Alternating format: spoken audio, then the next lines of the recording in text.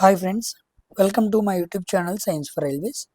ఈరోజు మనం RRB group డికి సంబంధించిన సెకండ్ షిఫ్ట్లో 2 ఫిబ్రవరి రోజు జరిగిన సెకండ్ షిఫ్ట్లోని క్వశ్చన్లు మనం చూద్దాం. సో ఈరోజు కూడా ఎగ్జామ్ రాసిన పిల్లలు వెంటనే కొన్ని క్వశ్చన్స్ అనేవి నాకు సెండ్ చేయడం జరిగింది. సో ఈరోజు సెండ్ చేసిన క్వశ్చన్స్ అయితే మనీ అనే పర్సన్ వరంగల్ నుంచి సెండ్ చేశాడు. సో క్వశ్చన్స్ అన్నీ కూడా చాలా క్లారిటీగా సెండ్ చేశాడు. వాటన్నింటినీ కూడా క్లియర్గా డిస్కస్ చేసుకుందాం. సో లాస్ట్లో తను రాసిన పాయింట్ కూడా చూడండి. సైన్స్ క్వశ్చన్స్ అయితే డెడ్ ఈజీ. రెండో షిఫ్ట్లో క్వశ్చన్స్ అన్నీ కూడా ఈజీగా మనం మాట్లాడుకున్న మనం డిస్కస్ చేసుకున్న పీవైక్యూస్ నుంచే క్వశ్చన్లు అన్నీ రావటం జరిగింది. బయటకి ఏమీ వెళ్ళలేదు. ఓకేనా? ఇదిగో, హలో అన్న, ఐఎమ్ మనీ ఫ్రమ్ వరంగల్. నాది 2 ఫిబ్రవరి సెకండ్ షిఫ్ట్. నీ క్లాసెస్ చాలా యూజ్ అయ్యా అన్న. 25 అవుట్ ఆఫ్ 25 పెట్టా. బట్ 2 డౌట్ అందులో. థ్యాంక్ యూ సో మచ్ అన్న. నీ క్లాసెస్ వల్లనే ఇదంతా గ్రూప్ డి క్లాసెస్ చాలా బాగా యూజ్ అయ్యాయి. సో గ్రూప్ డి క్లాసెస్కి మనం ఏ క్వశ్చన్స్ చేయించామో, ఏ పీవైక్యూస్ చేసామో అవి డైలీ ఫాలో అవుతూ వచ్చిన వాళ్ళకి ఈ పేపర్ చాలా ఈజీగా ఉండిద్ది. ఫుల్ అవుట్ ఆఫ్ ఫుల్ పెట్టగలరు. ఏదో 1-2 క్వశ్చన్స్ ఆప్షన్స్ దగ్గర కన్ఫ్యూజ్ అవుతారు తప్ప మిగతావి మిస్ అయ్యే అవకాశం లేదు. సరే, క్వశ్చన్స్ చూద్దాం. ఇదిగోండి first question. Ethanoic and alcohol reaction. నేను చెప్పాను నీకు చాలాసార్లు. CH3COH ethanoic acid plus C2H5OH, ఇది ఆల్కహాల్. 2 గ్రూప్స్ కలిసినప్పుడు మనకి CH3COO C2H5 మనకి ఎస్టర్ ఫామ్ అయింది. దాంతోపాటు మనకి వాటర్ కూడా ఫామ్ అయింది. సో ఆ కెమికల్ రియాక్షన్ నుంచి క్వశ్చన్ అడిగాడు. ఈ కెమికల్ రియాక్షన్ ఎగ్జాక్ట్గా మనం మాట్లాడుకున్నాం. నెక్స్ట్ ఎలక్ట్రిసిటీ మీద power equal to I², simple formula. Next W ఇచ్చాడు, F ఇచ్చాడు, S కనుక్కోమన్నాడు. W equal to F into S. Work మీద ఒక చిన్న problem. Formation of bleaching powder, 4వ క్వశ్చన్. బ్లీచింగ్ పౌడర్ మనం చాలాసార్లు మాట్లాడుకున్నాం. డ్రై స్లేక్ లైమ్ తీసుకోవాలి, క్లోరిన్ గ్యాస్ని కలపాలి, COO Cl2 ఫామ్ అయింది అండ్ వాటర్ ఫామ్ అయింది. ఇది మనం డిస్కస్ చేసుకున్నాం. 5వ క్వశ్చన్ చూడండి. Which process in human body to form new cells అన్నాడు. మానవ శరీరంలో కొత్త కణాలు ఏర్పడటానికి ఏది సరైన పద్ధతి అని అడిగాడు. సెల్ డివిజనా, వేరియేషనా, ఎక్సెట్రా. ఐడియా లేదు బ్రో అన్నాడు. సింపుల్. కొత్త కణాలు ఏర్పడాలంటే సెల్ డివిజనే జరగాలి. సెల్ డివిజన్ జరగటం వల్ల కొత్త కణాలు ఏర్పడుతూ ఉంటాయి.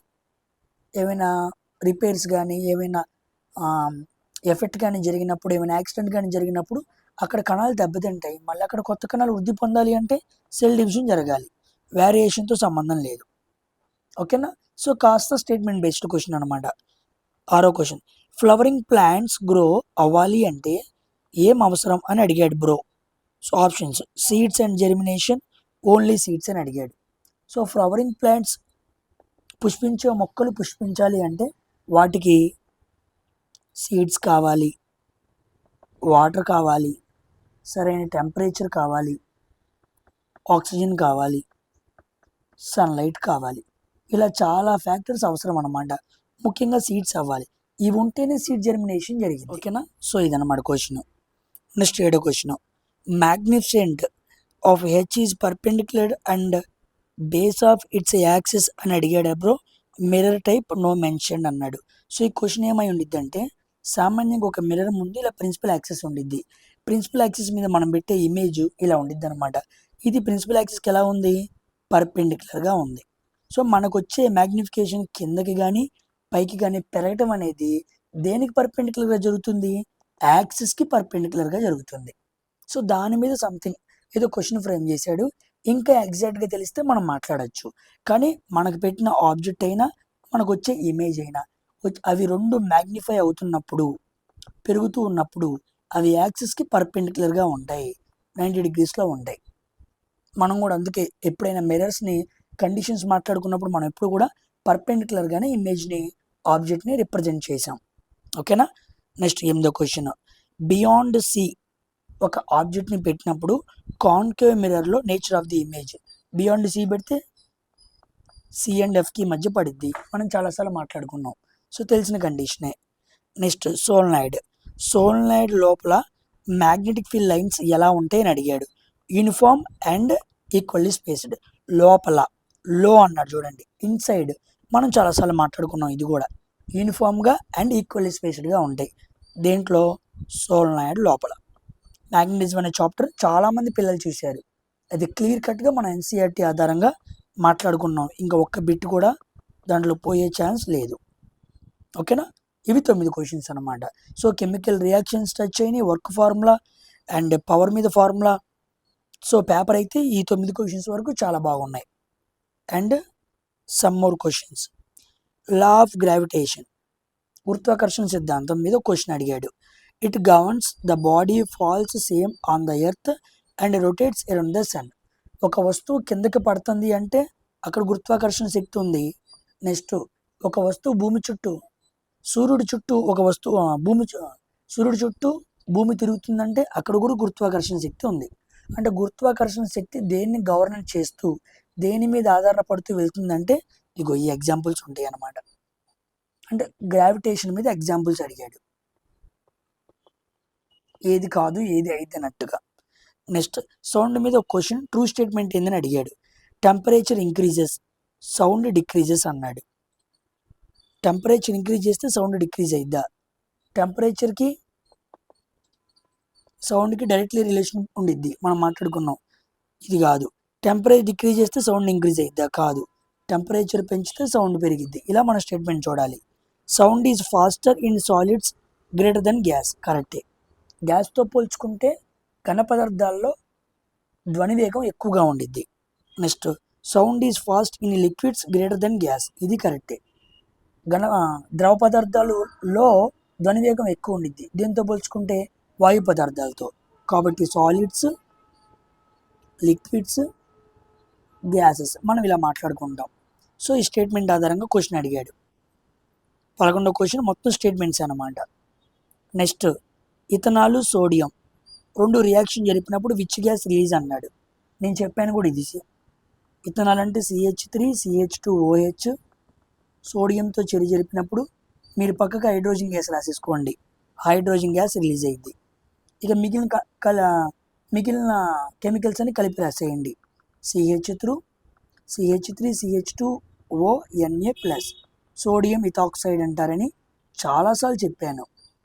మనం చాలాసార్లు PYQస్లో మాట్లాడుకున్నాం. ఓకేనా?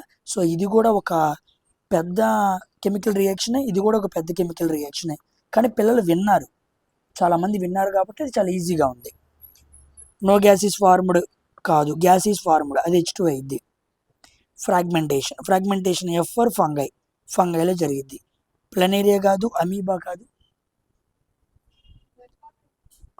హైడ్రా కాదు, ఫంగై. కాబట్టి ఫంగైలో జరిగేది ఏంటి? ఫ్రాగ్మెంటేషన్.